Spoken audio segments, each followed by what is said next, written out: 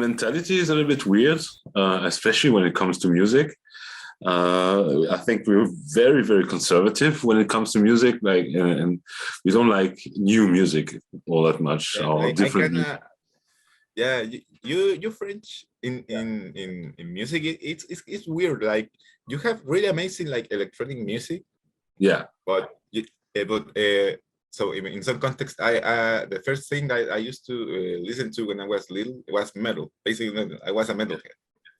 So France is known for not having good metal or good like heavy music in general. It's really weird, with the exception of Gojira though.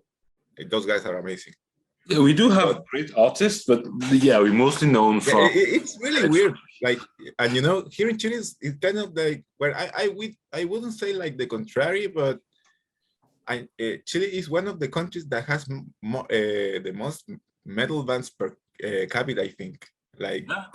there's a lot of metal bands here. There's like, I don't know, like 100 metal bands per, I don't know, like 200 people or something, or Huh. 500. I don't know. It's really weird.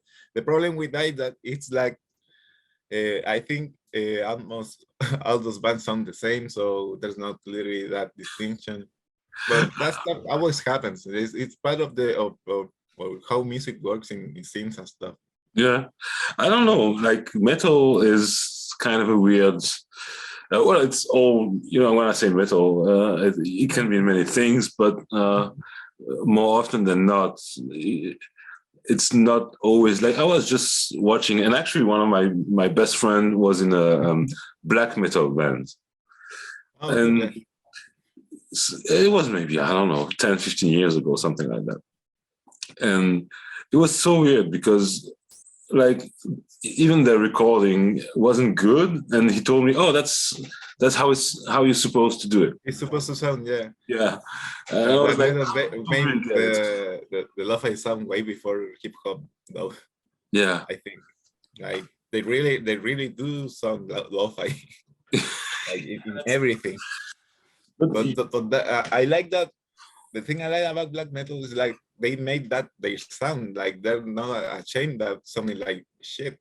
yeah, They embrace it, and I like that. In part, if you analyze this thing with all the lo-fi hip hop scene that is have been like appearances like 2016, I think I would say. Yeah, we share that thing. That yeah, it sounds like shit. So what?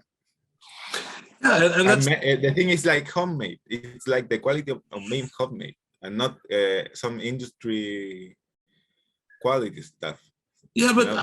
I mean, today, um, I don't think we can say, like, because in lo-fi, like, it has become so refined. Yeah, It, it definitely has evolved a lot.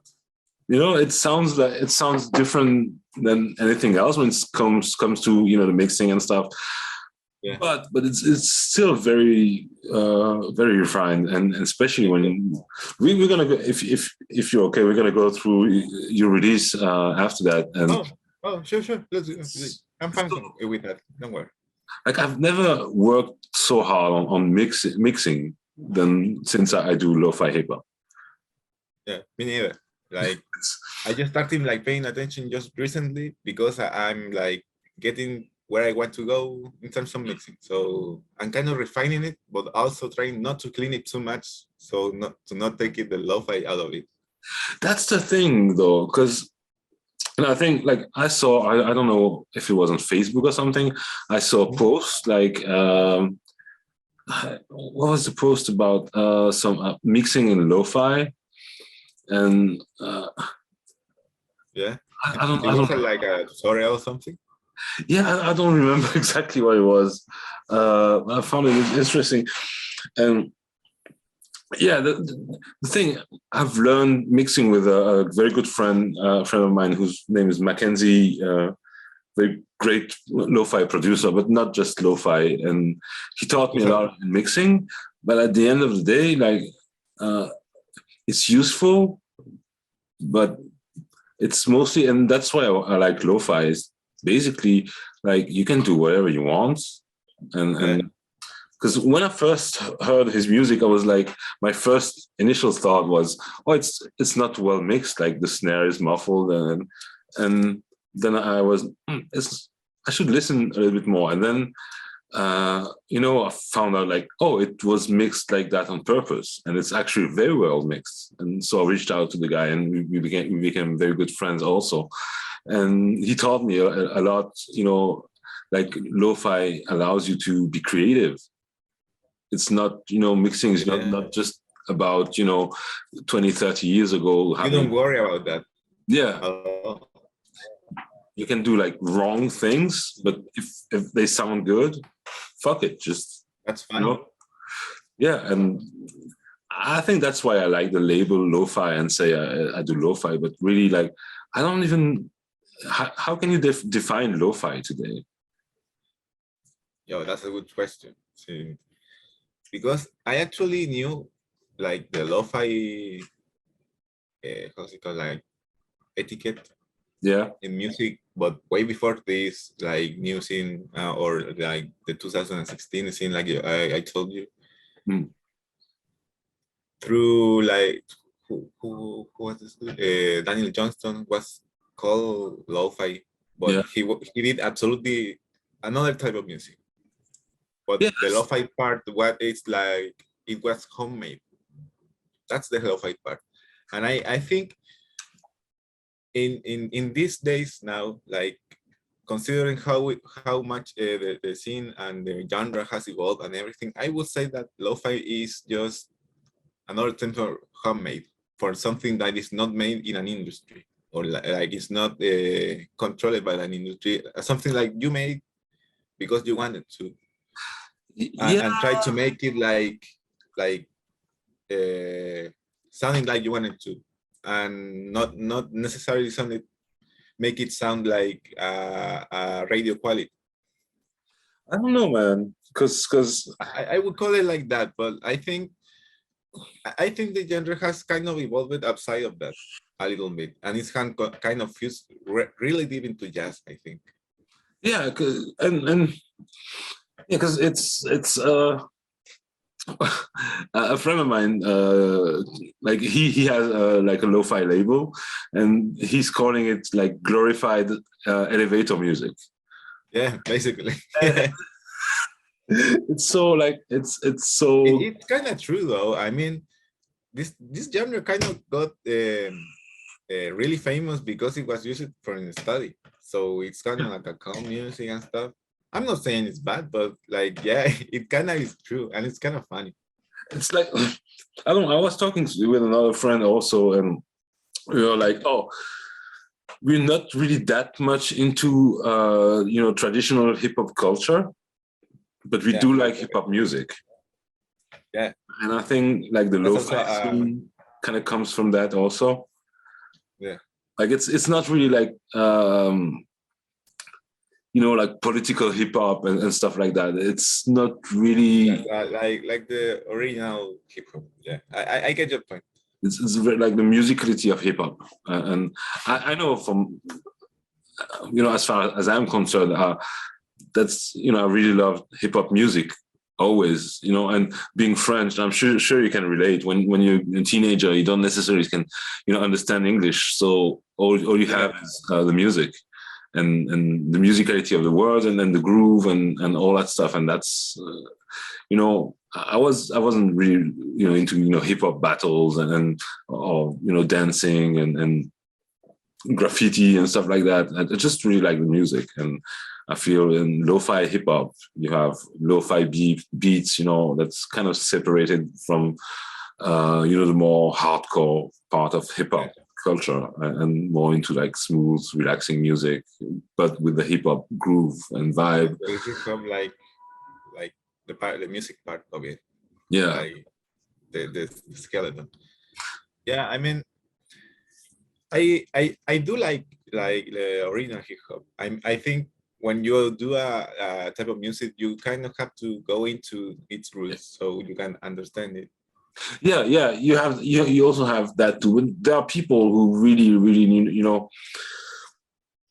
like breathe and live hip hop, you know, like Yeah. living in the streets and you know, like the cliche kind of people. And I know people like that, and that's fine. But what like the hip hop culture has evolved into like today is very different than From the musically it's very different than what we do in lo-fi or what people call now boom bap, which is very closely related to 90s and early 2000s hip hop, very classic loops and stuff like that. And but it's such a deep when you talk about lo-fi, uh, of course, you have subgenres and stuff like that, but I find it very deep, and it's deceptively deep, actually, when you listen to great, lo-fi artists. And when I listen to, your last release, and I haven't listened to, all Spotify and stuff. I've been making my own music and stuff like that. But I took some time and listened, and there's the thing, like it's deep music. What do you mean exactly by deep? Like,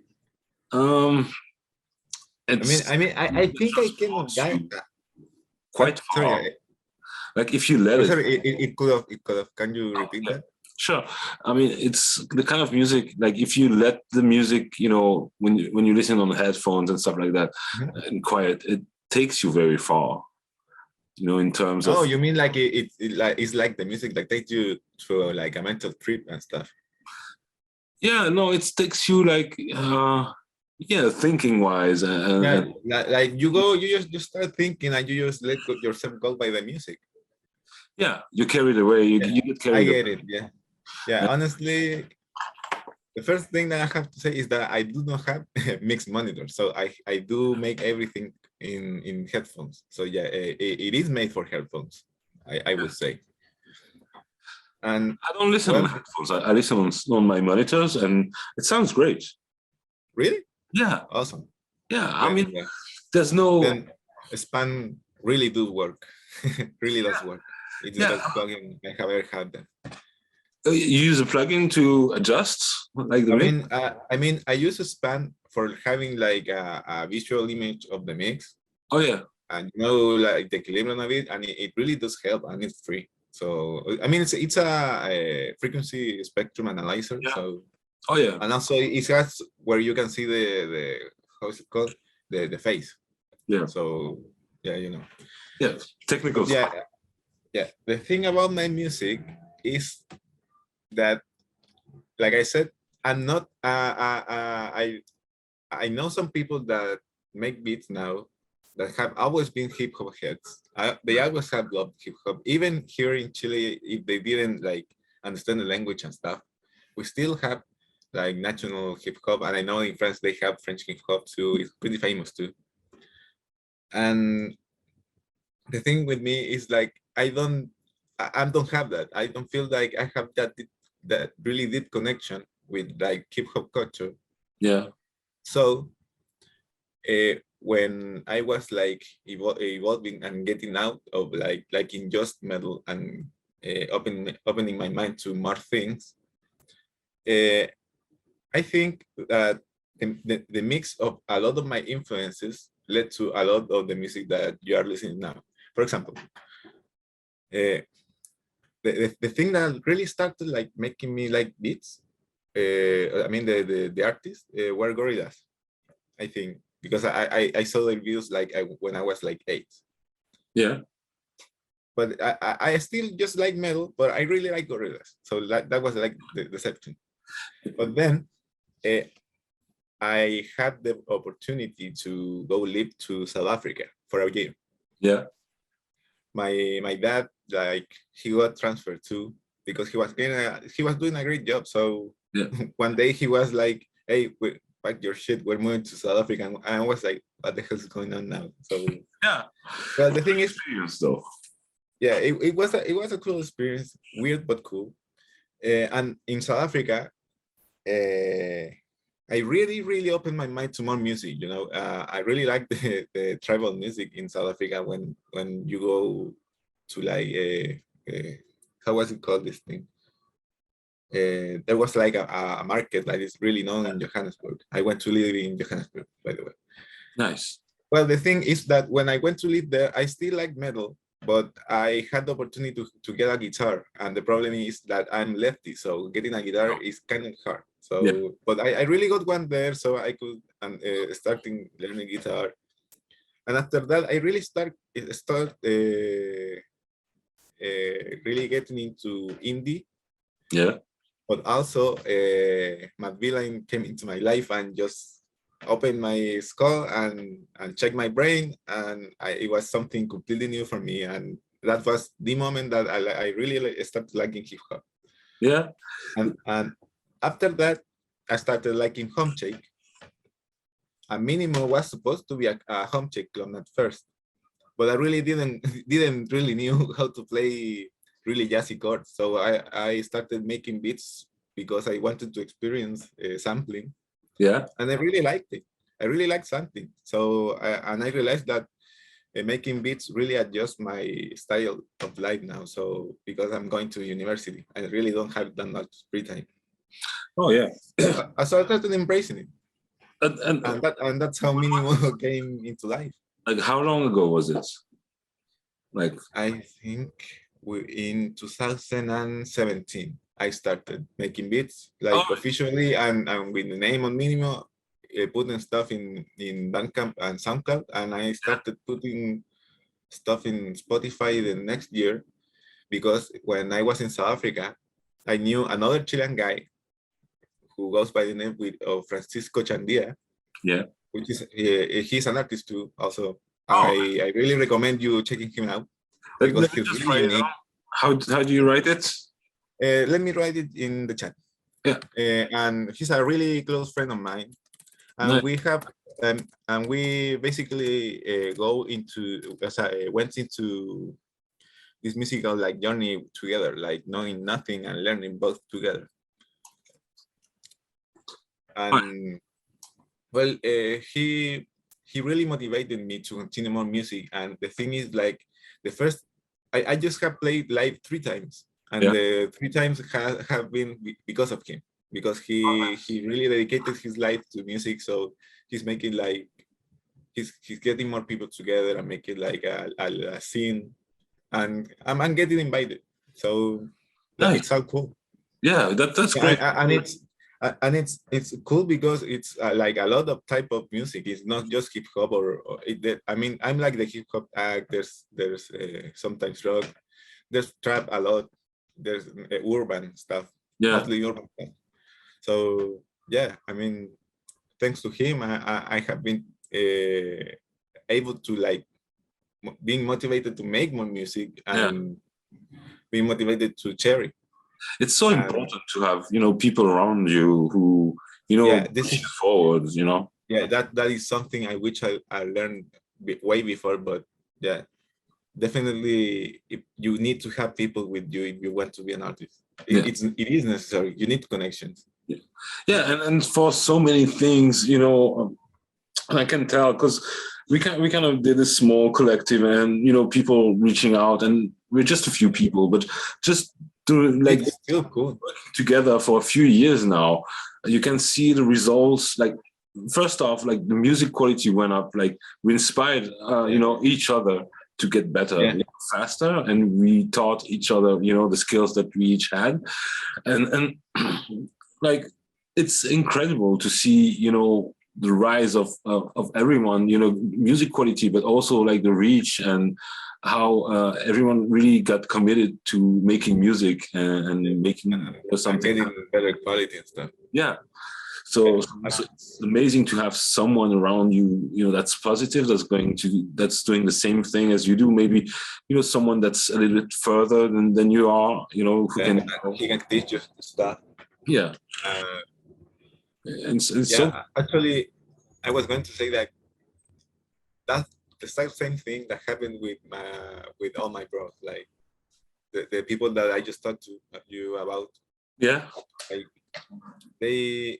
when we first started, they were good, but now, especially after lockdown and everything, they're just at another completely level now. last time when I went there to play with them and saw them playing now, they really up their level like a lot. Yeah, and I'm sure you as well. Yeah.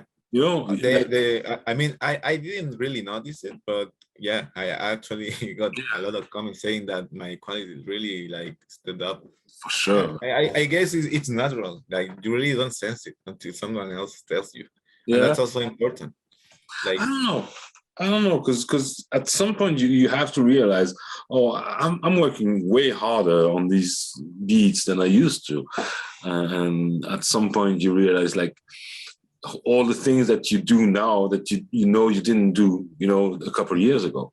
You know, when it comes to, you know, selecting your sounds and arrangements and like, yeah, you know, most of the time it comes to small details and, you know, simple stuff like automation. yeah. And at It's the first, you little know, details. sorry. It's like sorry. I was like meaning like when you say like the automation is like the little details of the Yeah. song, Yeah. but Like, they really do like add a lot to the song, even if it is just a little thing that lasts just 1 second or something. It really yeah. just adds and it gets your music quality way up. Yeah. But Just adding that stuff. so many producers, you know, like don't do that. Yeah, And they just make beats and you eventually you grow into, you know, making better music and you learn all these things, but it's difficult, and you really have to also you have to have this willingness to commit to a track and all right, now I'm gonna try to squeeze like every last bit of, you know, good vibes and having, all right, now I'm thinking about a break or cut or something. I'm just going to spend all the time that I need for it to be perfect. It never is, but you know, you get it what. takes time. Mhm. It really takes time, but it It is does. worth it. And you have to be able to see how to do that. Yeah, You can think about, you know, break or cut or something in your head, but if you don't know how to do that, so you have to do it a lot. And that's great when you have people around you. They can show you that. They yeah, can show you the way. They can. It's like a shortcut, you know. And you can make progress by yourself, but if you have people around you who are pulling you up, you know, and it's incredible. Like I don't think you can do as much progress by yourself because it just yeah, takes too much time to figure everything out by yourself. yeah, So having people around, and at the same time you listen to what music they are doing, and they listen to how like you influence each other. Like I can tell my friends, you know, we've been friends and music, you know, making music together for a long time, and after, you know, a couple of years, I can hear some of, you know, my stuff in their music, but in their way. So that gives me idea again, you know, oh, I could do this differently, maybe this way, and you know, it feeds off, you know, each other, and everybody wins really, and you know, and it's not easy, you know, to have people around you. It's not, you know, you really yeah, have to reach out or get lucky, basically. yeah, And yeah. Especially you really have to like choose the right people. Sometimes you really can get fucked over by someone if oh, yeah, you didn't saw their lives of stuff. yeah, yeah, it's very well. It has happened to some people that I have known. So I really just don't trust anybody just from the moment. But yeah, relations can be made, connections can be made and stuff. But they're really way more important than someone really thinks that they are, especially when they are starting as an artist. yeah. It happens. Like if you go out there, if you reach out to people, eventually at some point you're gonna encounter someone that's gonna be bad for you. But you know you Or that you're gonna take advantage of you. yeah, it happens, and it happened to me. I'm sure it happened to you, and you know, it's just like, yeah, it's gonna happen. It's just the thing is to make sure you're not that person yourself. You know? I mean, it hasn't happened to me, but it did something kind of like happened when I have this DCP with another beat maker that is called Fletcher Reed, Yeah. and we made DCP. Sorry, that's upside. We made DCP, and then we uploaded it to Spotify, and it got a lot of listens. And then Fletcher got sent a DM to me and said that there was this label wanting to re-release this Yeah. and put it in the playlist, and we trusted them, and we then realized that it was just bots, so we had to take him out again and re-release it ourselves, and that's it. It is not that bad, but I mean it sometimes can get really bad, because yeah. there's something important that everyone must know, especially people who makes music and puts it in Spotify, is that if you use bots, I think Spotify bans your account and you're over. So Yeah, you really have to be careful with that stuff. Yeah, and when you think about for an artist, it doesn't really make sense to use bots. What you want is people listening to the music that you make, and people who care. So like bots is just like you're flexing with the numbers, and that's it. But it's a lie, and you know it, and there's no point in that, really. Yeah, it happened. Yeah, and the thing, like, I like my Instagram account used to became a bot at some point, because I downloaded back in the day you couldn't upload a video on Instagram through your computer. You had to go through your phone, and I had a shitty phone, so I couldn't do it, but I wanted to upload video, so I got this free piece of software and probably didn't read it. And at some point I was following like 5,000 people. I was like, I'm not following that many people. So I start looking, and it's like, and that was interesting, because when you basically go through accounts of people who buy followers. And I think, by downloading and using the software, I kind of allowed this company to follow it on my behalf. So you go through the accounts, and the things you see, like the kind of people who buy followers, it's weird. It's really weird. So I had to delete everything. I uninstalled the software, but it took a few days, because you cannot mass delete on Instagram. You have to do it, little by little. So it took a few days, and I was like, I'm just going to check out the accounts and see, and you can see all the followers, all the likes, but you have like no comments on nothing. And you have, parents with their children accounts buying followers, trying to, I don't know, man, it was dark. Some of the videos were dark, dark stuff. Like, I can understand like a company or something, but like personal accounts of children, that's it's a world. It's good stuff, bad stuff, everything in between. So yeah, but in music, like especially like musicians like ourselves, like we're targets for I mean bad people sometimes. Artists really have always been targets to people, like to people that want to, like, what's it called, like, just take the money from you, just steal your money, just take advantage of your talent. And I don't know, maybe it's bullshit, maybe it's not, but I keep getting, people reaching out, oh, we can promote your music, but it's we really like your music, and we want to work together and everything. And it turns out, it's going to be $50, it's going to be $100, and that's just horrible. Yeah, like if you believe in the music, like invest in it. I'm investing in it. Like I spend my whole life, I buy gear, I spend time, I invest in it. So if you think that's great music and it's going to benefit your label or whatever, why do you want me to pay? Like I wouldn't want to join like something where you just have to pay, and then what is like that's just like pay to win in games. It just takes the substance out. It doesn't have a point. And you know it's fake. Yeah, you just see the thing, and your head just goes, this thing is just fake. It doesn't work. It is. And if it does work, I'm gonna feel fake. It's just an ego thing. Like, I think it's an ego thing because you want to see great numbers. And, I think for the first time I used to have, and you know how Spotify works. So you release something, you get on some playlists, and then your numbers go up. And then they go back down. and it's kind of a roller coaster. And I don't know, like, some people I know, they start going really up and they stay up, so that's great, and that's happy.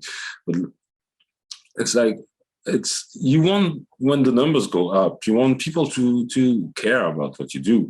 You don't want, because it's supposed to mean something. You want people, you don't want bots.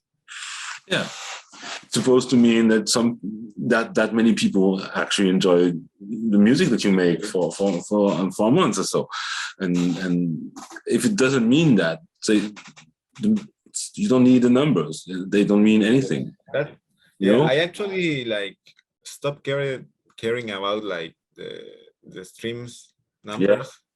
Like 2 months ago, I just stopped caring about it, and the only number that actually matters in this thing, I think, is the followers, because those are the people that are going to listen to your new stuff once it comes out. So those are the people for you. Basically, those are the people who like your music, at least in that platform, and they are following you. So they're waiting for your stuff. But at the same time, like, that's something I noticed when I had numbers going up a little. Like, I've never even been in 5 figures, but I've been, like, I think I was at 6,000 a few months ago, and I got onto like semi-big playlist, so it went up, and now I'm not on it, so it's going back down again. But I could notice, like, so you still get more, pushed by Spotify itself, if your numbers are higher, and like, even when you go and reach out to people, if they see your numbers to be higher, you kind of get more opportunity, for collaborations and stuff like that. So it has some importance in the way that it allows people to see, like, it's kind of serious. Like in the image of your like profile or something. Yeah, you have to deliver anyway, so you have to be working, regardless. That's the most important part. But then it is an ego thing, but it doesn't mean that it has to be automatically just a bad thing, because sometimes you need because it's difficult to be a musician. Sometimes you need an ego for keep going.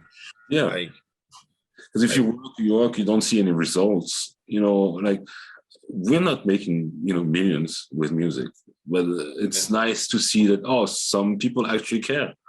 Yeah, honestly, that's one of the few reasons that I really like making music, is to express myself. That's the main reason I do it.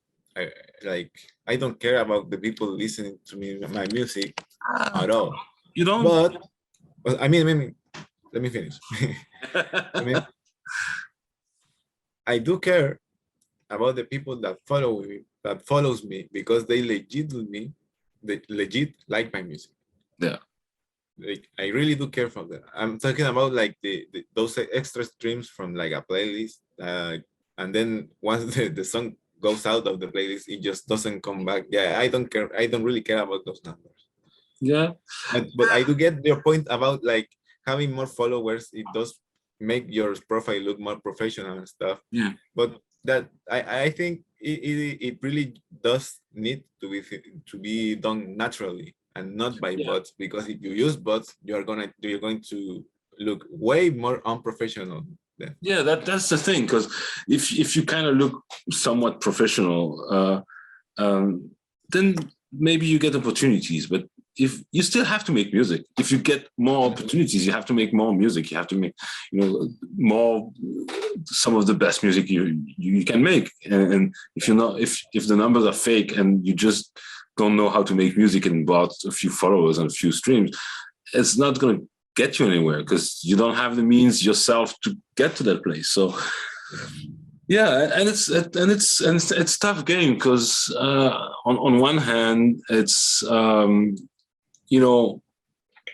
you could think you have more freedom to express yourself and really make the music that you want to make, but at the end of the day, it's still, you know, people who when it comes to lo-fi, not all subgenres of lo-fi are, you know, of the same popularity.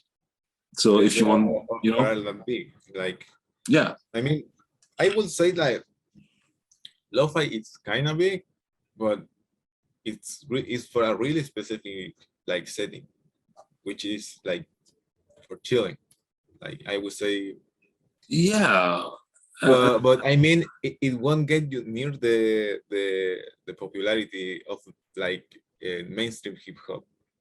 Like it won't get you near to that. Yeah, But it's still really heard. Like people know about it. I think the problem with lo-fi and hitting mainstream popularity is that, like in most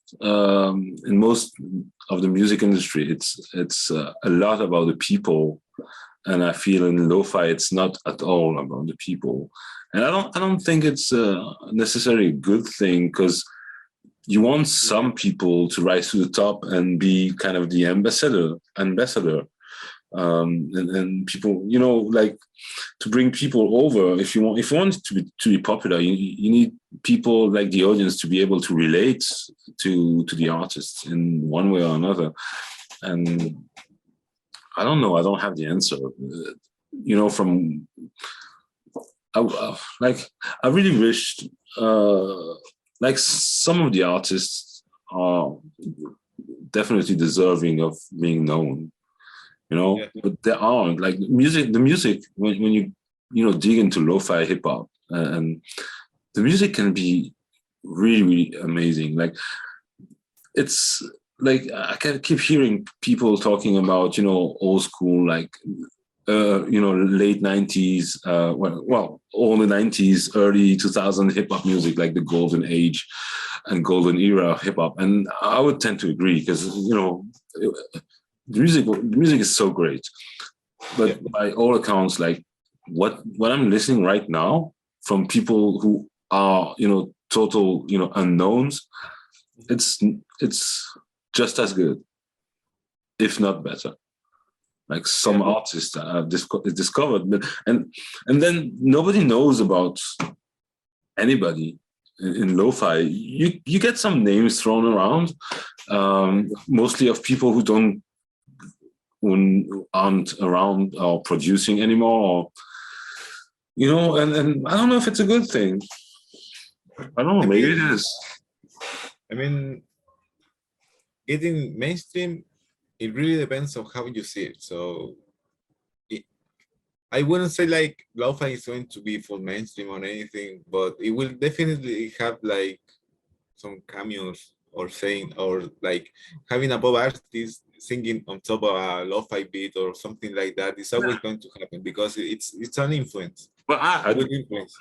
It will definitely influence more people because this thing was, I think this genre of music, it kind of has gotten really big since I was starting to listen to it.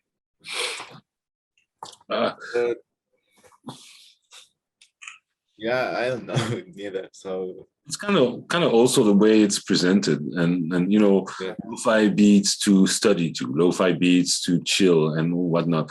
And I'm kind of bummed out because like some of the music is really something like you can tell it's great to just do stuff while listening to it. But I would like some artists, and I would certainly include yourself in that. Like it's music that you would benefit from listening to, you know, in depth and really getting into the music. And like the best music, you can listen and re-listen again, and you discover it again, you know, later. And you don't get bored out of it. Yeah, I mean, you don't get bored. Yeah, it does happen. Like, yeah, it does happen to me a lot.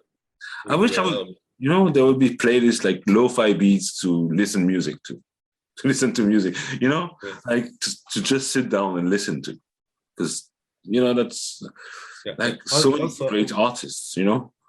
yeah, I just remember that I was going to say that also talking about like the image of lo-fi and all of that, how it's presented now, how mainstream it has been. It's also one of the reasons that I just kind of have I still do lo-fi, but I have kind of expanded into more like subgenres of beats. So Yeah, you can.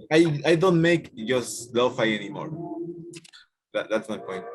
And Yeah. also like I'm a big fan of Flying Lotus. So Oh, yeah, me too. yeah, so I think if there's someone I have been following like in how he does stuff and how he treats stuff, how he treats his music, how he treats other artists, is definitely Flying Lotus. Yeah, I always try to make beats like that I haven't heard or something close in other beats. yeah, yeah, because that's the thing. But then again, we go back to an individual, Yeah. you know, like our mind, like, because there are people who make music like him, like everywhere, but we don't know who they are. Yeah. We don't know their names, and I think that's kind of lo-fi scene like shooting itself in the foot by having all these playlists to study to, and people then they don't pay as much attention to the music itself as probably you know many of lo-fi music would deserve, you know, more attention. Yeah. That's great quality, high quality music. That's a lot of work. That's you know, like some of the best artists I've ever heard, you know, are into that scene, and it's great music to, you know, to chill to and study to and whatever. But it's like, yeah, people should give it a try. Like just sit down and listen, I listen to it. and which brings me to let's go through your last release, shall Oh, we? sure. Uh, Sure. just kind of put it up. Like I don't. I'm not paying for Spotify, so maybe we're gonna get some commercial. Maybe not. We'll see.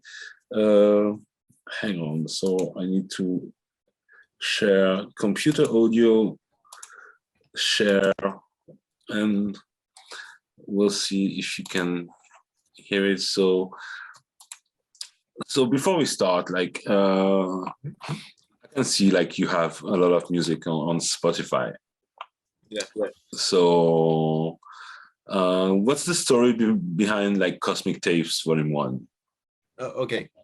So at first I was going to make like a really big tape, like a mega tape, like of 42 bits that I have like saved.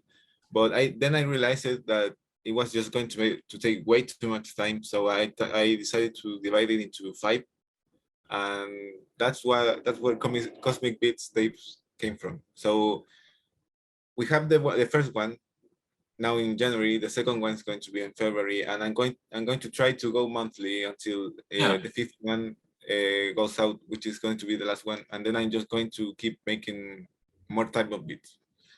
Yeah, so the idea behind, because you call it a beat tape, and what's this? So because from what I've listened, it's way more than just a beat tape. It's just like it's a journey. So let's just. Yeah. I was saying let's just listen to the first track. So that's Beach Sunset. Yes.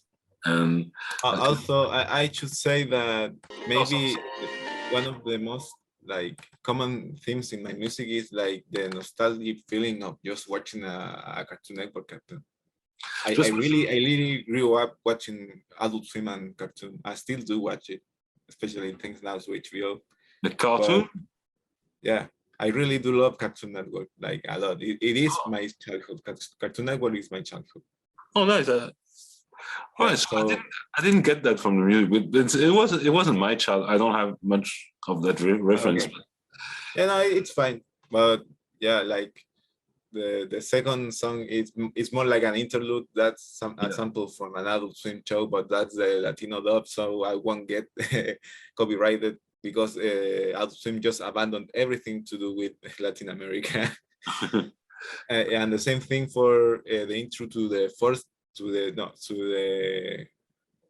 I'm sorry, the second interlude. It's also it's Space Ghost, but in Spanish. So also All he right. won't get copyright. All right, so let's check out Beach Sunset.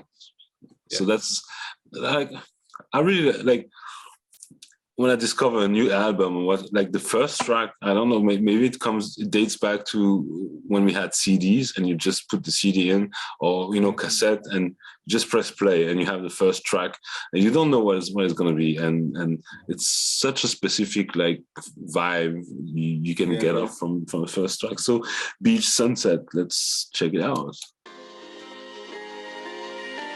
Yeah, I mean, you totally go, man.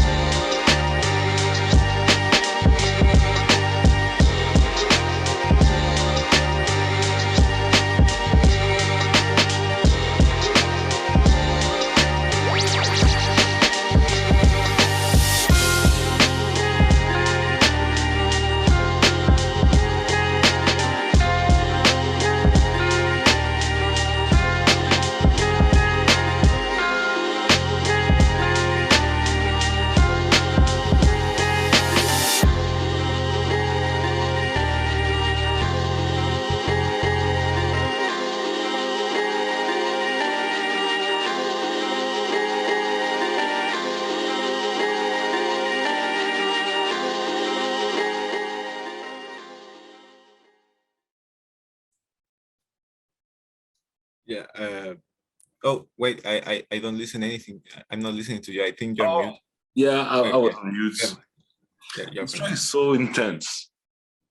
Like for the first track, it's quite short. Like all the tracks are quite short, but there's so much things happening in there. Yeah. Like I really like the small cuts, and the like you never get bored, and it's so yeah. Tell me about the track. So well, when you said that it really catches a really specific vibe, yeah, it definitely does, because well, like most of my work, it is sampled. It's not all of it is not made by me. It is based on a sample. Yeah, I won't say which one, obviously, but it's really it's heavy modified, by the way. It's not just I just took and chopped and put together, but I really put a lot of effects in it. And on top of that, I laid some drums, some bass, and the things that you hear. But basically, yeah, the vibe and all like the little details and stuff that you said. Basically the same sample. Like it really does come to the crate digging. Like I mean, sometimes you just find that good of a sample and you just flip it and you're like, what the hell I did? This is amazing. I never had, and that's the reaction that I had when I did this, and then I just started developing and just let it grow by itself. I never really had the patience to really, dig for samples. Like I do it sometimes, but like most of the time, like right now when I want to use samples, I just record some music and sample that, some jazz or whatever, and I've been doing, at first it was just piano, and now I'm just integrating, bass and no drums, but some solo or keyboards or whatever, guitar, and then I just sample that. So and it's fun. I just, I don't have to modify. I don't, I just do whatever I want. If I just want to use this, put a beat on it, I do it. But most of the time, I like chopping and pitching and stuff like that. But I'm not very good at sampling. I use it. I mean, the only thing that I can say for anyone that wants to get better at sampling is just keep doing it. Like you will eventually get something really good, like I did with this, because when I heard it, I was really confused because I really did not know how the hell did I make this. Yeah, but I like that's the thing. Like with samples, you have to kind of surrender control to some degree. Yeah. When you make your beats, like basically your writing, like you have full control. But then if you make a simple bass beat, it really does depend on the sample. Like it really changes the mood of the beat. Yeah, and it's almost like a collaboration in some way, because you are not the only one who brings in the material for the track. Yeah. And I'm not saying this in a bad way. No, I know what you mean. I know what you mean. Like it's like I'm like working with the original artist that I sampled from. Yeah. When you take an instrument, I really like synths and stuff like that. You can take a really shitty, sampler, and that will influence the kind of music that you make because of how limited it is. I'm using, SP303, SP202. They're not modern samplers. You cannot do like all the modifications and stuff. You just put stuff in it and you have some effects. You have some, you can cut them and reverse them, but that's basically it. It's great because it limits you. It forces you to be creative, and it's great to have all the computer, and I also use DAW, Ableton and stuff like that, and it's great not to have any. By the way, I do not have any vintage machines for now. So I made everything I have made until now is made just on Ableton. You don't have to have vintage gear. I don't think I don't.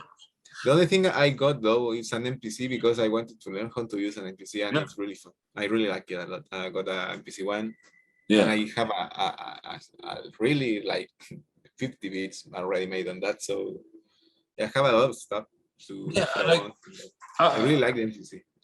I do come from the band background, as I've played a lot of music in bands and played the keyboards and stuff, and I just like having gear. And but the more I make music, because when I started to record beats, it was like record music on a computer. It was like very late 90s, early 2000s.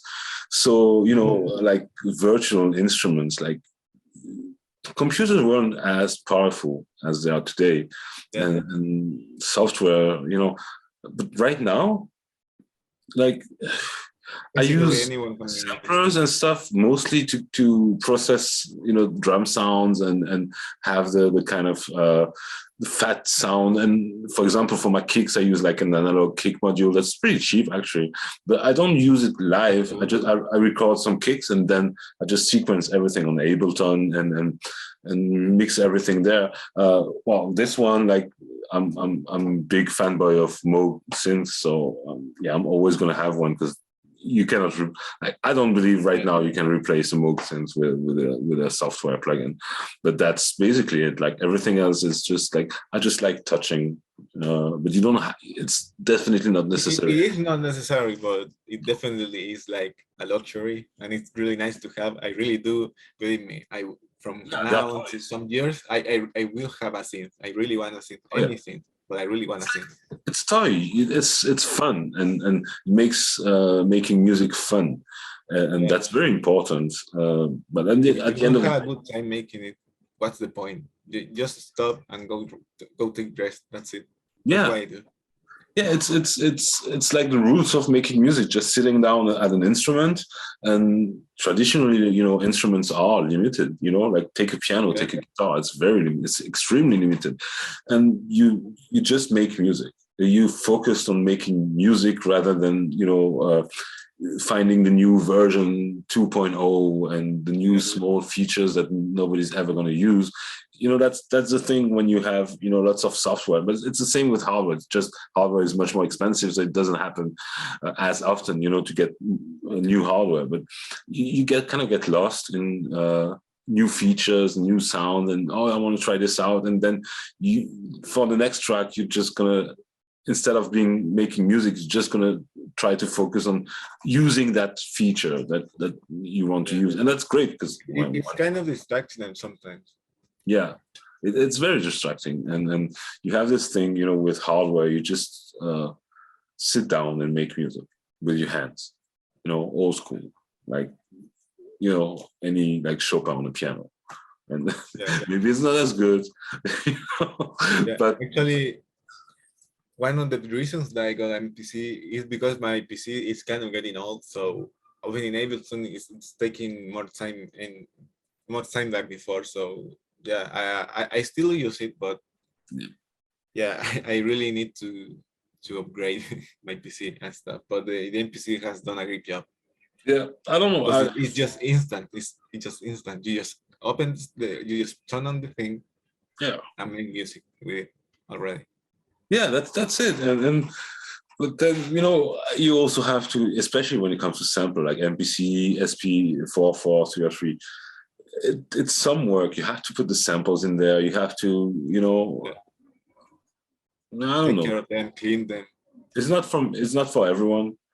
Yeah, definitely. It definitely has some value, and it doesn't have to be sound. Well, I do process a lot of my tracks through SP303 vinyl sim effects, but yeah, you don't need that. You don't need that. Actually, it's fun.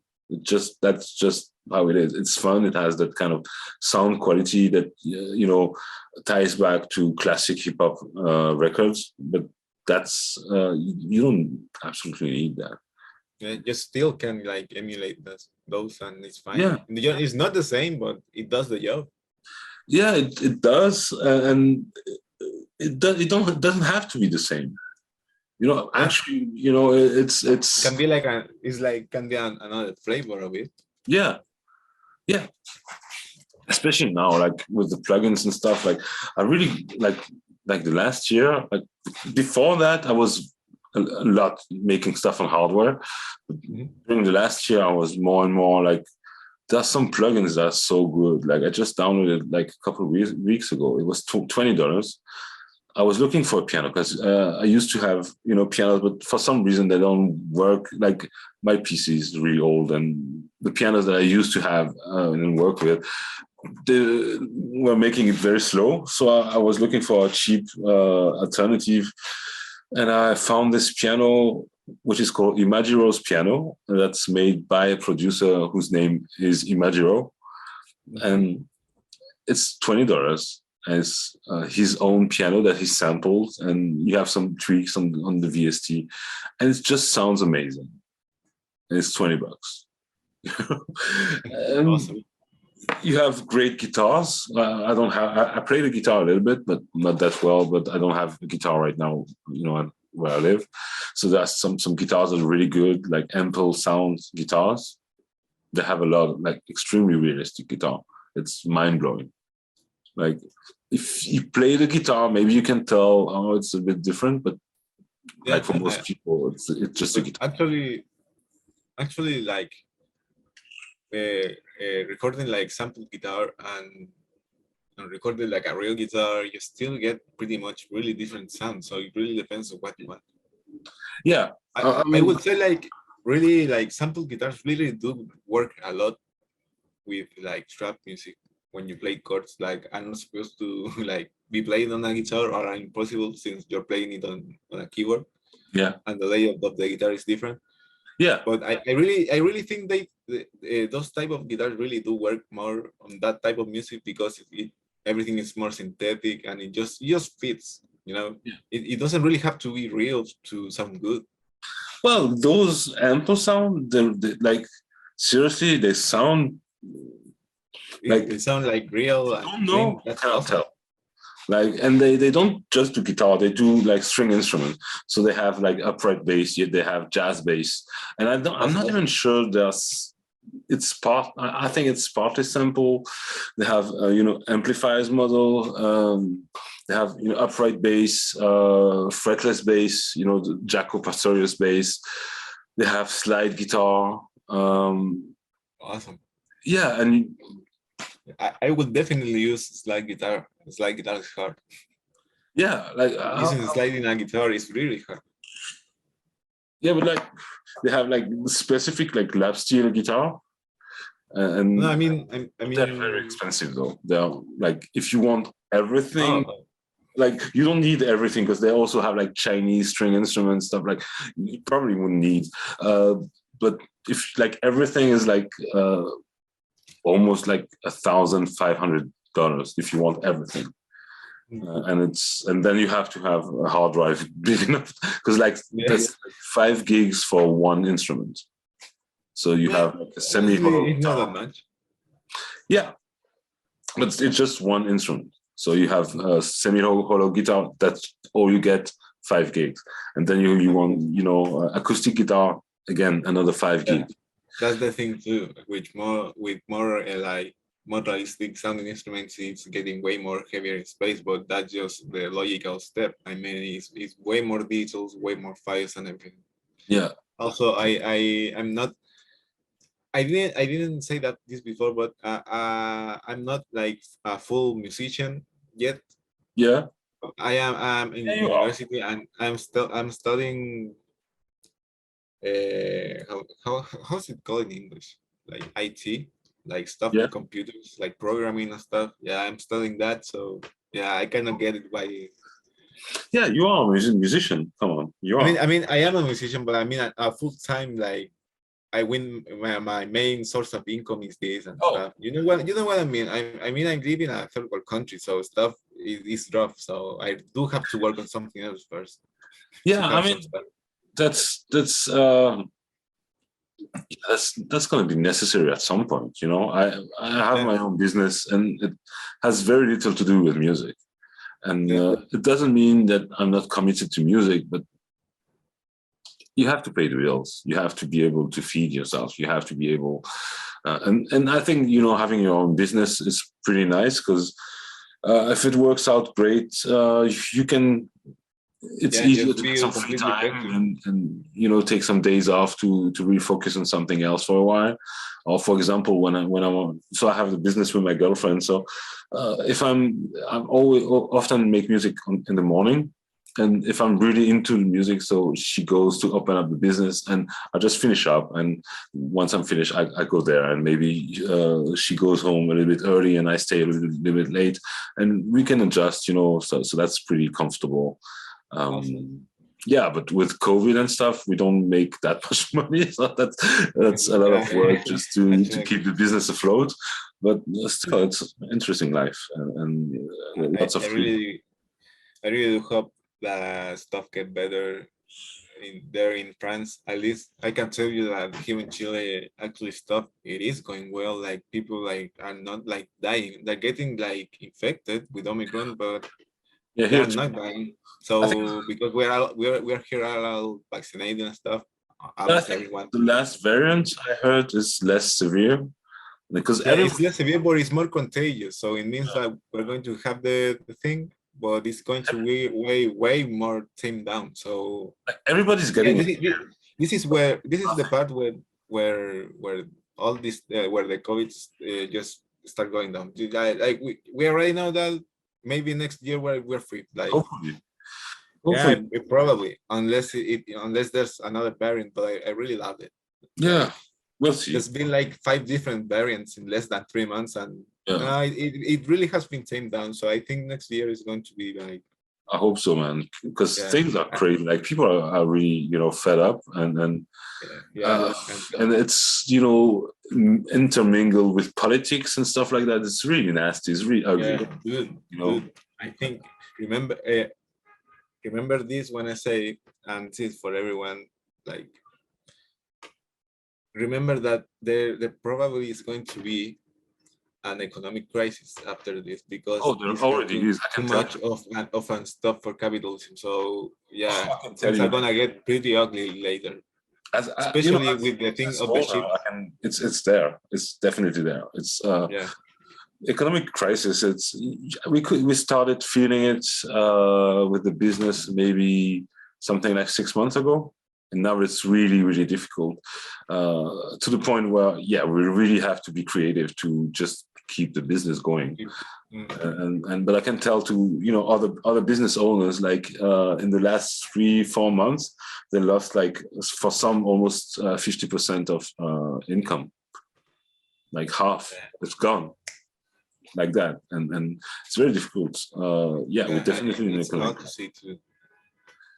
But it's like music for it's easy to see something, to look at something and say, oh, it's really bad, and in many accounts it is really bad.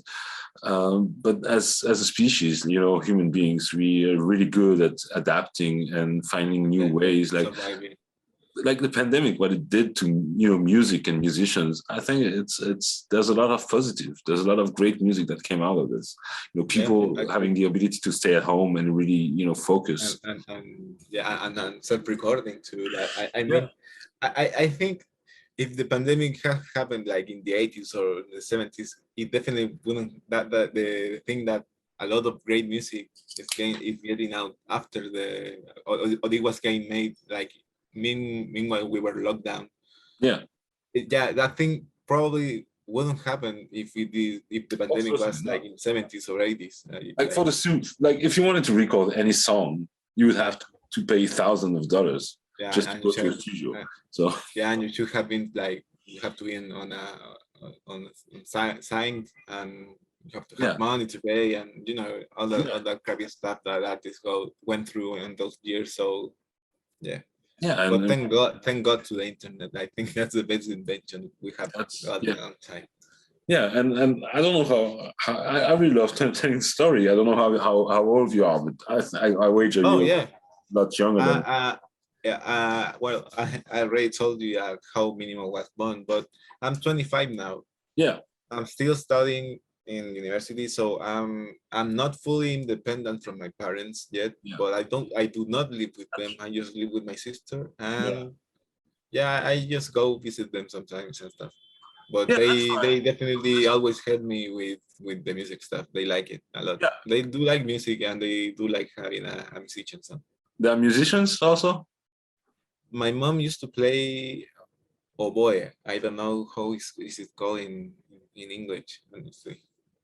It's like But it's an instrument. It's kind of like the instrument that Squidward in SpongeBob plays, but it's not that. It's something. It's another one that does play yeah. one. But my mom used to like it, and my dad apparently used to play guitar when he was in the university. Yeah. So yeah, maybe it was in the blood. So yeah, you have musician parents. That's great. Like it's my father used to be a musician also. We actually like he had a rhythm and blues cover band, and I Oh, started playing in that band when I was 12. Back when I was 12, if you go on my Facebook page, you can see all the pictures and stuff. And fun fact, I really hated that kind of music when I was 12 because I wanted to play the guitar. I wanted to play heavy metal. yeah, And now I just love soul music so much, yeah. and that's like kind of what he left me. And it's funny, but I hear like if you how do you say, I'm also looking for words in English, when you have kind of musical ear, it's Okay. hereditary, so you have it, Oh, you like yeah, like having a musical ear inherited from your father, you yeah, say? yeah, Yeah, maybe. But I mean, my parents like they liked music, but they weren't like musicians. My mom just played the instrument that I told you when she was like little, but still, like they really like music, so they probably have an ear for music, but yeah. not But like a I mean, even musician's ear. even perfect pitch. Like I know a family, like people that I know, their father have perfect pitch, and all three children have perfect pitch, including one that doesn't make music at all. Wow, that's really weird. Yeah, it's I'm so fucking jealous because I don't have perfect pitch. I have like relative. No, but no, honestly, I don't know if I would like to live with a perfect pitch. I mean, everything you hear with a pitch. And what if it's nothing to Yeah, I you don't just know. get bothered a lot? Like for sure, but I think I would like to have perfect pitch, but I don't have. So oh well. I would say I wouldn't like it just because I wouldn't like to be on some how's it called in English when like there's a lot of cars and they do not go. Yeah, I wouldn't like to be having perfect pitch in that situation, definitely. Yeah, probably not. But I never heard anyone with perfect pitch saying, "Ah, it sucks." Yeah, me neither. Me neither. No, I think it's yeah, no. So how about we check out the next track? Yeah. So there's an interlude. Yeah. This is an interlude. It's just Midwap from Aqua Teen Hunger Force rapping because it just reminds me of when Out Swim just got premiered here in Latin America. So yeah, it just kind of remind me, but that's just the interlude. It's nothing more like that. Yeah. Well, I'm just gonna play the interlude and let the next track play. Yeah, let's go. Right, let's go.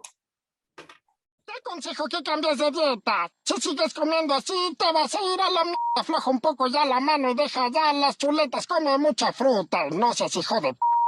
Pura grasa y carbohidratos, déjalos fuera de tu sistema por un rato, si no tu corazón va a dar un reventón. Afloja ya los dientes. No seas p y deja ya el salchichón.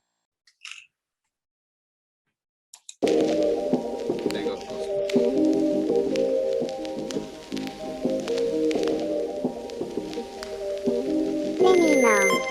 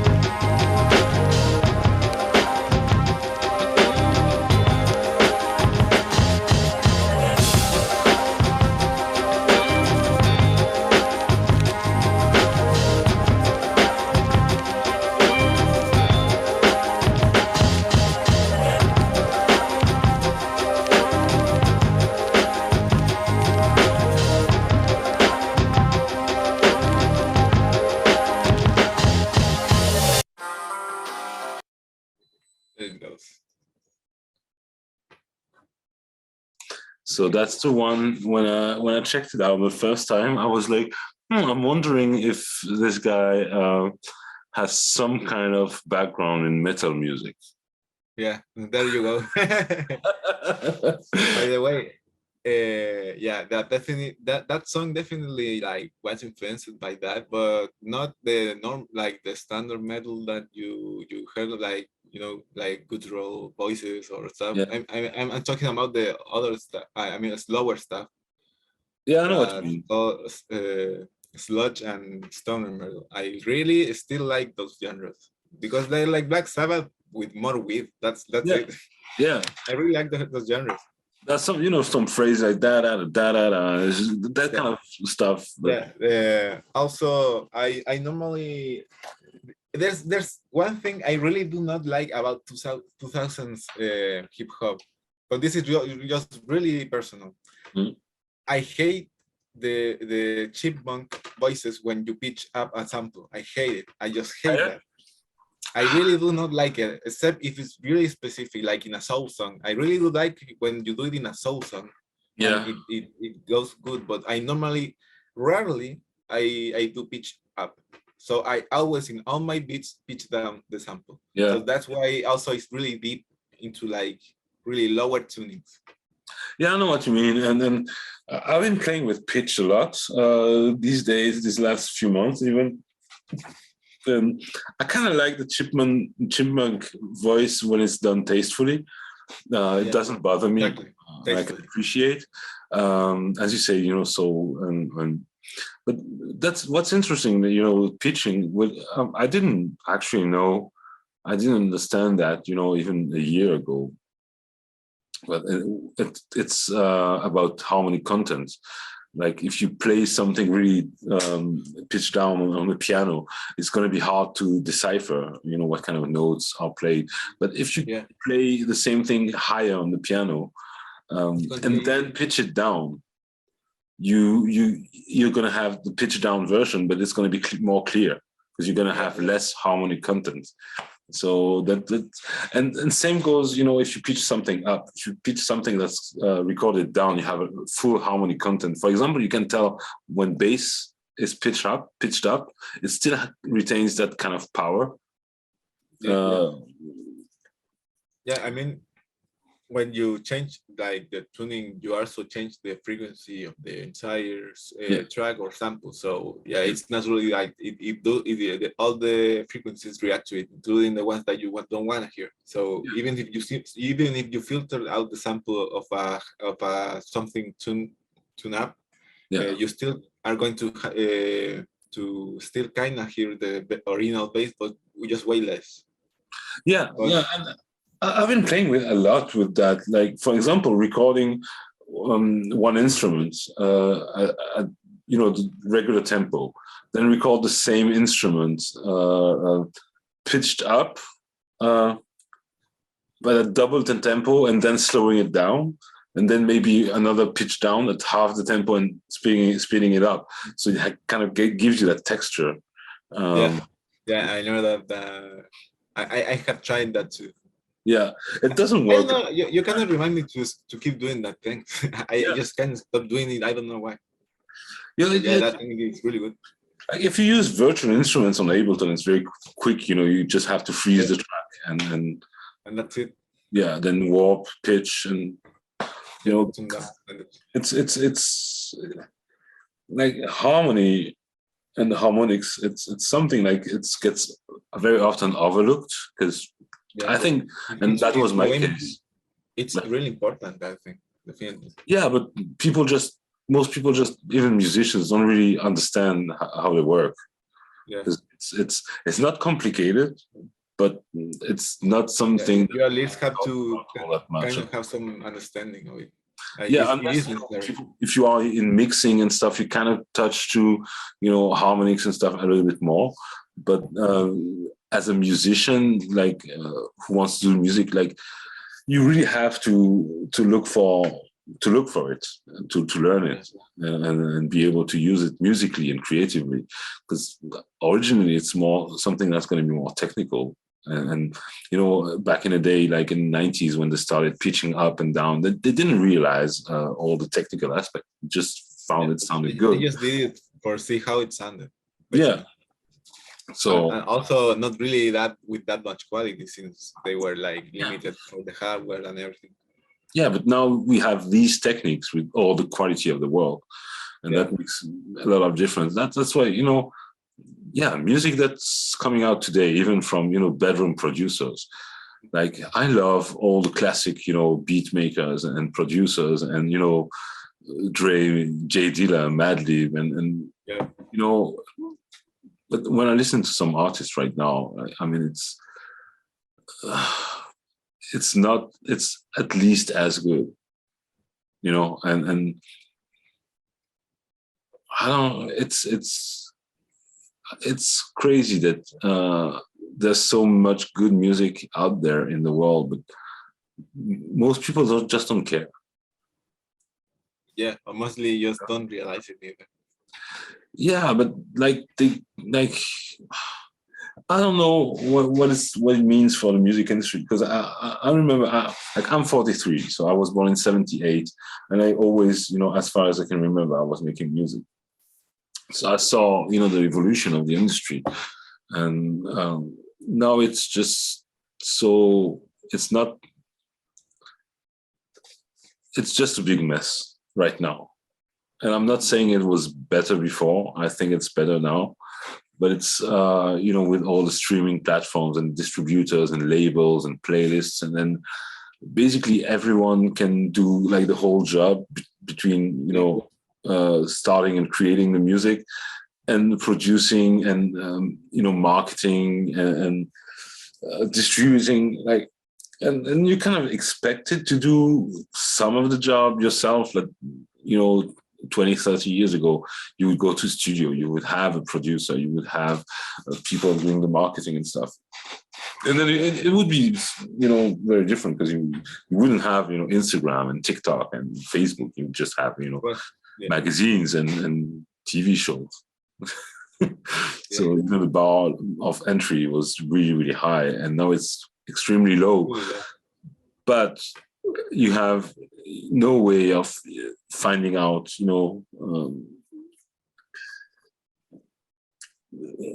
lot of music that's definitely worth finding out about, and Yeah. I don't know if it's a problem. I don't know if it's a solution. Definitely removes the people and musicians. People just listening to playlists. They don't check out, The artist, occasionally, who's the artist. I know I do that when I listen to playlists. I'm like with Shazam and stuff. Like, oh, this is so good. If same. If I really like a song, I normally go check out the artist. Because I feel like a lot of lo-fi. That's a question. I'm something I've been wondering for a few months. Like many of the best lo-fi artists, mostly I feel we're like making music that's mostly for other musicians, because it's not easy to understand. Like, it's easy to listen to because it's basically easy listening. But Basically. Yeah, and but it's I don't know. I don't know what's the state of the audience right now. It's I don't know if people used to listen to music and buy CDs, and when you bought a CD, you just bought like one for every other month or something, maybe, as a teenager, and so you would really get into that CD, that album, and you would listen to it over and over and over again and get into the music. I don't know if people do that anymore, and I don't do that all that often anymore either. Like, I do that. Like, this is interesting because, well, for first thing, that I think that's one of the main reasons I just don't care about the numbers that I told you. Like, yeah, there are likes from people that like my song, but they just like it, but they didn't really like it that much to go check me, so I just don't care. yeah. And the second thing is about the part of the cities. Since you are in France and I'm in Chile, and it's one country, first world country versus a third world country.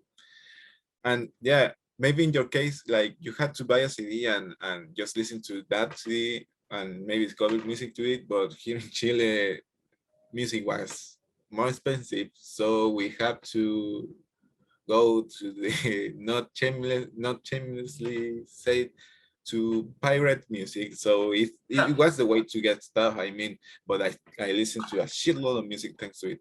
Yeah, but still, honestly, you maybe you listen to a shitload of music, but it's still less than what you have access to right now. I mean, no, You still have to go there physically and get the tape, and someone had to copy it. So, it was some work. You couldn't just go online and in a couple of clicks just have 100 new tracks right away. I mean, I come from the time that thing, that last thing that you say, it is possible now, because internet is really just that fast. But I mean, I always like pirated music, and the thing is, when I really do like an artist, I go and buy their CD because they deserved it. Yeah, that's what I do basically. But also Buy music. the thing when streaming services came on, I felt like thank God someone came with this idea, because I now I can like really pay the artist something. Yeah. Listen to the music, because me as a musician, I still sometimes when the music is not on Spotify or YouTube or it's not everywhere, I have to pirate it because it's rare. Yeah. But I feel like when I listen to stuff on streaming, at least I'm giving some, I'm giving the like, I'm giving my time back when I listen to pirated music, you know. Yeah. Yeah, I feel like it's getting to an equilibrium. So for my case, in a third world country, this thing was really good when it came out, because it basically legalized you for listening to music, because this thing is massive. I mean, if you come here and you ask me, people if they have an original CD, they will tell you that they don't. I mean, it's not something, because it's they were that expensive. I mean. Yeah, I know what you mean. And I grew up in a small town, so now I live in Toulouse. It's much easier. But so I had to, if I wanted to buy quality music CDs. So I used to buy like magazine with sampler CD. So if I wanted to buy like a specific artist, I would have to travel by train 100 kilometers. So just to go to the big city around, so that was Strasbourg, and then there would be a shop where I could buy or maybe order a CD, and then I would have to go back maybe next week, something, you know, the month after, just to get the CD. So I could afford it. And fortunately, the city I used to go to was the same city where my father lived. So I would go there at the same time I would do like rehearsals for, you know, the band. So, but it was still, you know, quite complicated just to listen to some new music. And that's maybe also why I really like the first track on an album, because I remember it's like a good presentation card. Yeah, because you read about the album in the magazine. Maybe you hear one song on the CD sampler, but you don't know what the music is, how it sounds like. You can read it, but you don't hear it. So you go there and you just put the CD on and just press play, and there's a first track. And I know for all the release I do, like the first track is so important, because it has to kind of hit hard enough and be just like grab your attention, like, oh, that's something that kind of I wasn't really expecting, or it wasn't, you know, as I was expecting, but it's hitting hard and it's grabbing me, and that's I really like your first track actually because it has that. Yeah, honestly, you got me there. Yeah, I do care. Not just the first track though. I do care for like the entire track list, and I do think that something that's really like overlooked is like the order of the songs that you put in. Yeah. But since this is a bit same, and there's interludes, like it does come to something more cohesive and something more like built. Yeah. But yeah, I mean, yes, if your first song, unless it's an intro, of course, if your first song like it's not really that good, or it does not come close to the best stuff like that album or EP or whatever comes in specific, then you are not going to have you're not going to give a good impression of your music. It's just that simple. If you have an album in your head, just procure to like put the best song or their second best song in the first place, and that's it. Yeah, I don't know, but I really like, you know, our albums, and maybe that comes from, you know, also enjoying, you know, metal and heavy metal and stuff like that, and rock, because they really had these long like concept albums, like you have to listen to the whole album from start to finish, and then that definitely really influenced me.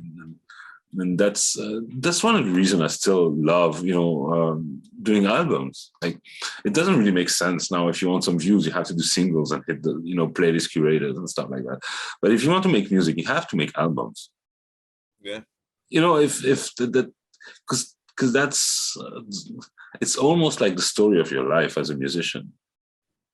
Because you have an album, it means something. It means you know, a period of your life where you make this music, and you know, as life goes, you move, you kind of move on, change the state of mind and stuff like that, and having an album is like, it's like a photo album. It's like to reminisce, you know, what life was like, you know, back then. Yeah, it's like taking a piece of your time and immortalize it. Yeah, it's like a photo. It's like, yeah, it's important as an artist, I believe. But then again, you know, being 43, I don't know if I understand the audience right now, because yeah, no, I mean, yeah, the audience, no, but I wouldn't say just the audience, the artists in general.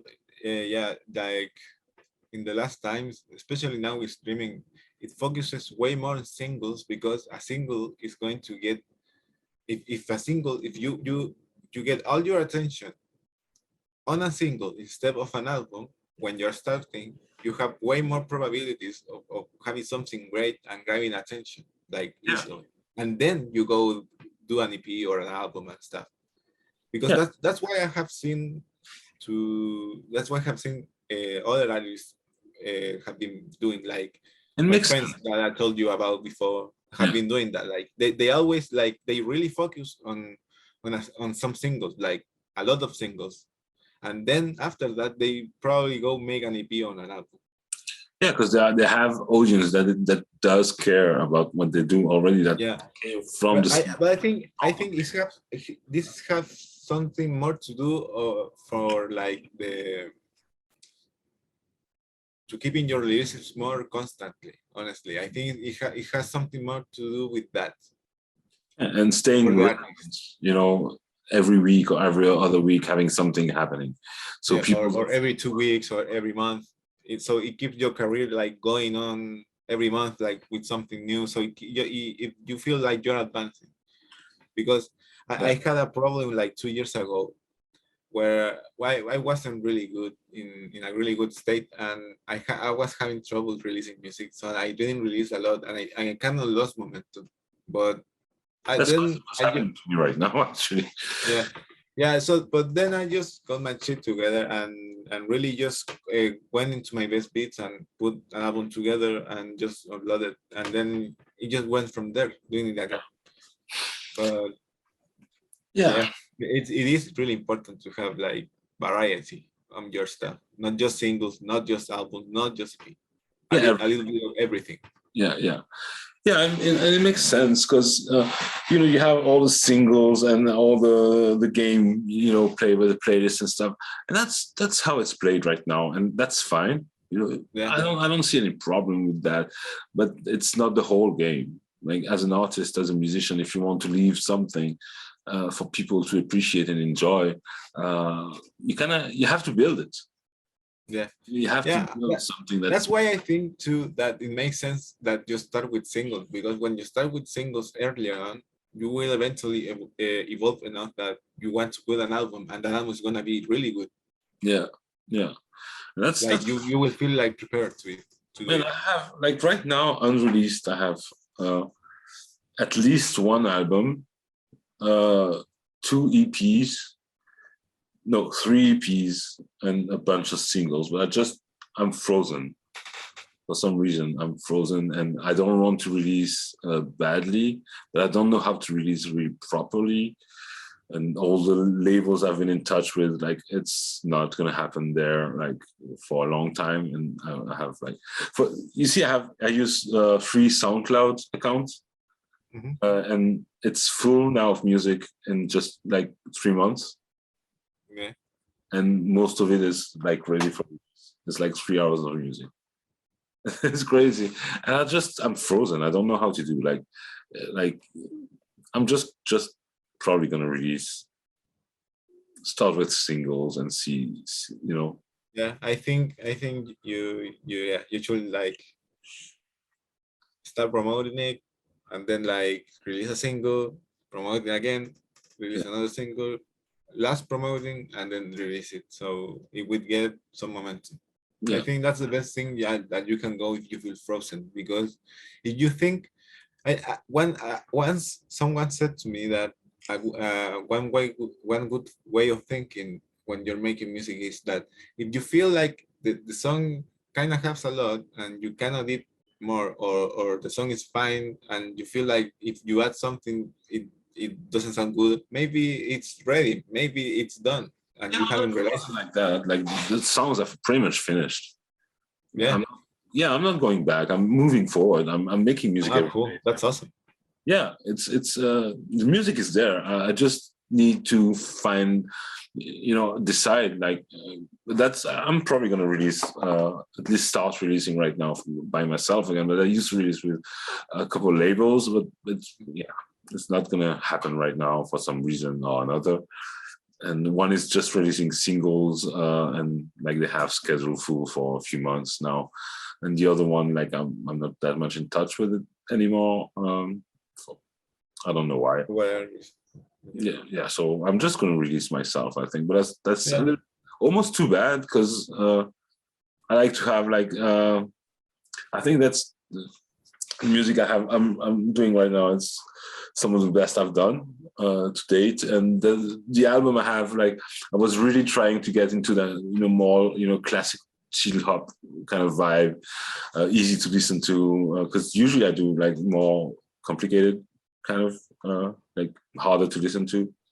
Like I don't know if you check, like I've done a remix today, just released on SoundCloud. Like remixes I don't put on Spotify, I just release on SoundCloud, everybody can listen to. And it was a Tribe Called Quest and some really slow and jazz, and it's not for everyone. I saw it. I haven't listened to it yet, but I saw it. It's not for everyone, and I kind of like that, but at the same time, well, it's not for everyone, so it's not going to be as popular. So I took the challenge to do some, chill hop, kind of more classic, lo-fi chill hop kind of music, and the album is great because it's still kind of original, it's still kind of my sound, but it's more digestible, I guess. And it's been a lot of fun. I've learned a lot. It's more polished when it comes to mixing and stuff. So it was a great experience. But I have this to release, and I almost have another one that's more difficult but more interesting for me. So yeah, it kind of makes me wonder, like, am I making music that's just going to be for musicians? And that's fine. I guess so. I don't know.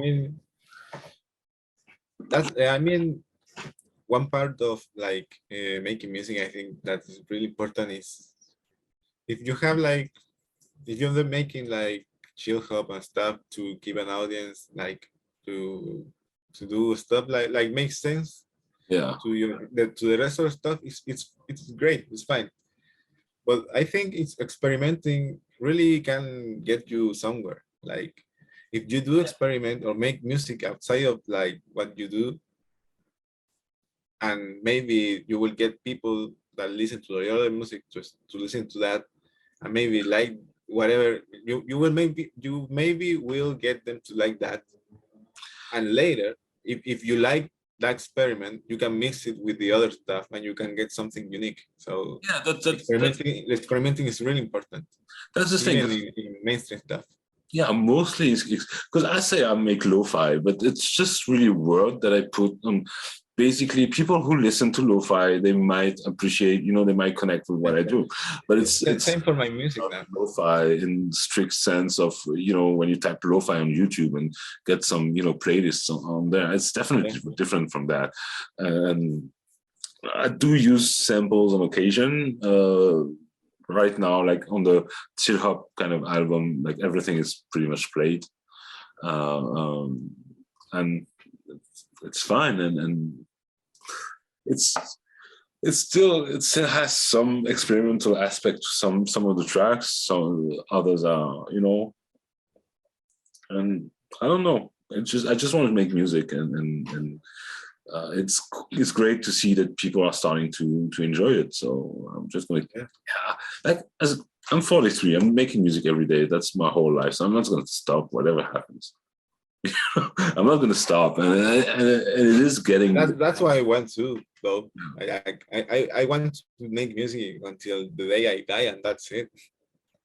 What's a better thing that you can do? Yeah, That's what's more. That's what I want to do. You know, because that's meaningful. It does touch people and make them realize, oh, I'm more than what it seems. You know, and everything is more than what it seems, and it opens, you know, a reflection on each individual who listens to really, really good quality music, and that's very meaningful to be able to do that and touch people all over the world, especially now with internet. I was 6,000 people monthly listener on Spotify. That's 6,000 people who listen to the music that I make. That's a lot of people. Like when I started making music, you would have your family listen to music, friends at school, friends, you know, on the shitty cassette. Maybe someone else. Nothing.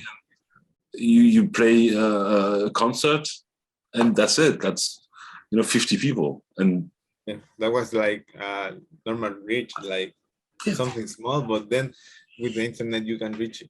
Like something that I really have noticed is that my music really gets like listening to into no weird places, but like really all over the world. Like you see on Spotify for artists, I have people listening, well, in France, of course, like you, but in the US, in Canada, in South Korea, in Taiwan, I think. And it's like all of them. Like when was I going? When did I thought that someone from Taiwan was going to listen to my music? It's like it's something so surreal, but it's so cool. It is cool, but the numbers you need to get anywhere when it comes to making career and making a living, like the numbers you need to get to are so high compared to because in the 90s, if you had like we were talking about black metal, they don't have more than 6,000 people who. Yeah, that's like the most people in the entire career or something. Yeah, that's like the king of black metal. That's Michael Jackson. They have 6,000 fans, you know. So, yeah. And that's fine, you know. But that's like. That's the thing also. And I don't say that as a criticism at all, but it's not just music. Again, we're going back to, people who are making the music. They're important. Like musicians are important. And I think people consume music, but we as artists, especially like in kind of underground, I put air quotes, underground scenes, like such as lo-fi. Let's qualify it up. Underground, like underground. Yeah, no, it definitely is underground. And we have that kind of ego, like reverse ego thing. Oh, it's all about the music. It's not about me, man. Yeah, but at the same time, it is about you, man. It is. And I'm not saying that music isn't important. Music is the most important. But music that you make wouldn't exist if it wasn't for you making it. Yeah, like, it's fine to not have a high ego, but like you I wouldn't say that you need an ego, but you still have an identity and you live with it, and the music is born from that. So, the music is the most important, but you are the one who's making that specific music, so people has to know that. Yeah, and I don't see things exactly the same. I don't think like music comes from you, but that's like a more philosophical question. But it technically comes from you. But I don't think. I mean it in the most like superficial sense. So yeah. Because I don't like saying, for example, I don't like talking about my music. I prefer saying the music that I make, and. It's a personal thing. It's just some specific terms. It's fine, but I get your point. Don't worry. Yeah, but it's also like for me it was a necessary step to kind of solve the ego question. Because before I saw things like that, I was like, oh, it's my music, it's me. you kind of get like ego boost all the time, and when you kind of think, oh, I'm just translating something that comes from beyond, from everywhere around me, and translating this into musical stories. So then it's more humbling, I think, a way to see it, because it's about you, but it's not about you. It's like you have a mission as a musician, being able to make music, and you kind of have this gift that also becomes a responsibility. So you really have this rare gift, because it is rare. Yeah. And you can touch people, and you have this responsibility. So what are you going to do about it? Are you going to be, rise to the occasion and become the best musician that you can become, to honor the gift? So it kind of prevents some of the ego thing, like, oh, it's my music, I'm better than you, and yeah. But it's a personal matter, personal view. Like, it's different for everyone. I don't own the truth. I don't know the truth. No, but I agree with the way that you see it. I kind of think the same thing. I mean the same way. It's because when you look at how music exists and how it's built, it doesn't belong to us. It's not from us. It's from everywhere. We just translate, we decode stuff that from life and put it in, tracks of music and pieces of music. I was going to say that when you say like the special gift part, like at least my way of honoring that gift is just to use it. I mean, it was given to you. The worst part or the worst thing that you can make to a gift is to not use it. Like, if I have a gift, I have to use it. Like, we have to be. I'm be a better musician that you can be, and put at least in my point, put the most music that you can while you're alive, or while you can. It does, like, making music does. It helps. It helps people. It helps the world. It's therapeutic. Yeah, it's such an important part of our civilization, our culture.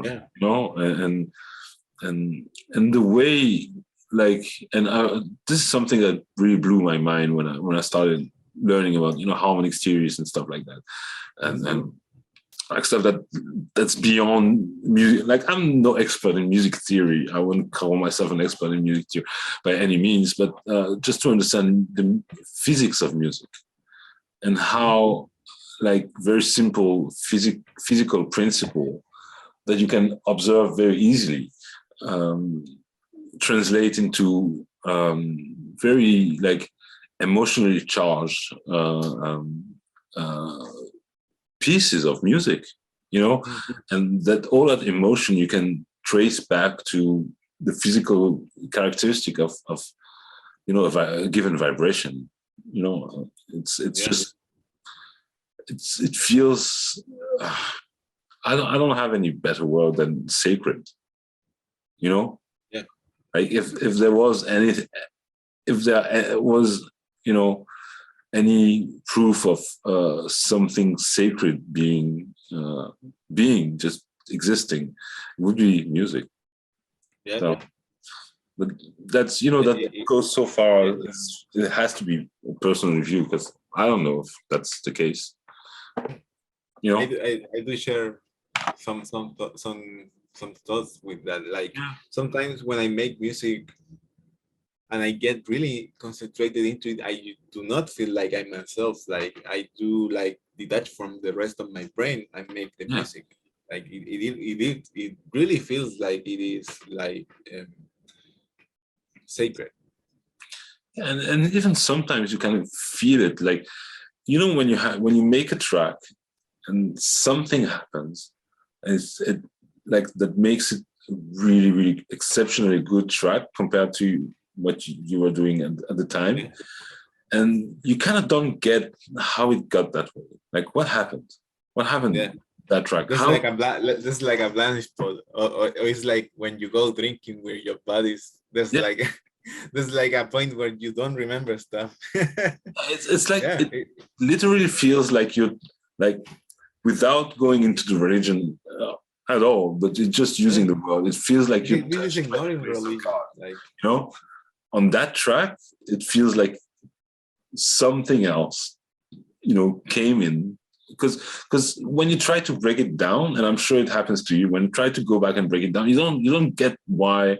You just forget it's just like there was a door and there's not there again. Like you go back and there's not the door again. Like even if you want to reproduce it, you cannot. Like what happened in that track? I don't remember. It just came. It doesn't happen all the time. You can make great music, but without that, but when it happens, it's good. It's really good. Yeah, and your body starts moving, and that's how you can, because you start to feel a connection to something that's deeper, and you feel it through your whole body. And you start moving, and that's when I recognize that's a track I want to, get to the end. It's when I start moving, when I start getting this zone, and when you listen to the track and you're like, oh yeah. And sometimes you lose it. Yeah. So sometimes you just go into it. Yeah. It's good. This is a parenthesis. So if you then can edit this out. Yeah. I do not have that much time left, so we should move on with the music. Yeah. Let's. I have like half an hour left. All right, great. Time. Okay. That's cool. So we were at Cosmos, right? Yeah, and I was just looking at the clock, and it's almost midnight here. So, and I still want to make some music after that, at least a little bit. So let's go to No Star, Sky, Void. Okay. Yeah. All right. This is also a sample track, but I won't say which one it is. But it's a track that I really love, and it's not like your normal hip hop sample. It's from a dungeon. All right. Let's check it out.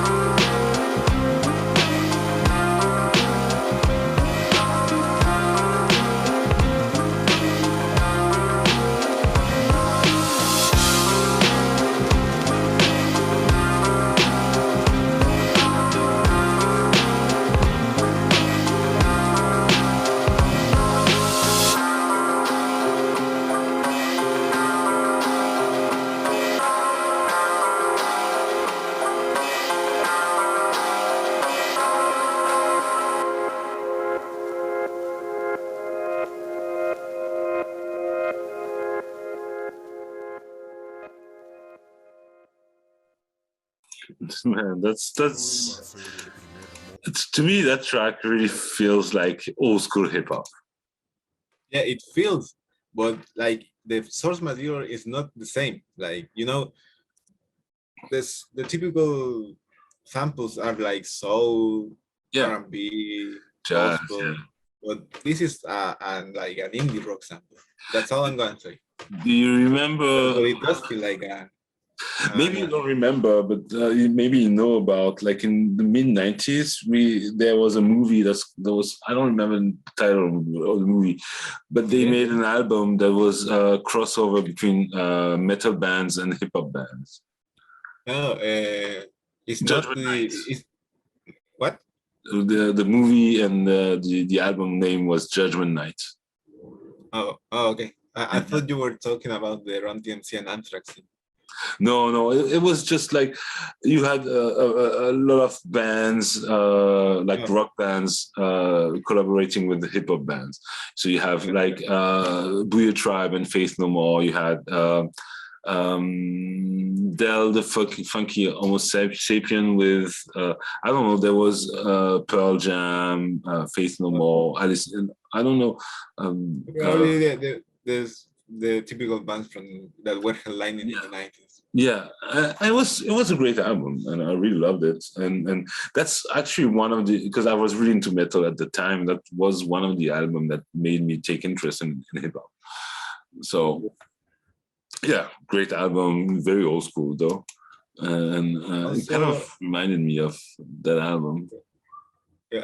Also, one more thing about this track is that I put the name like No Star Skyboy because it at some time when I was doing it, it felt like there was just like a black hole in the sky. So I just kind of had like that image when I was making the beat. So that's why it's called like that.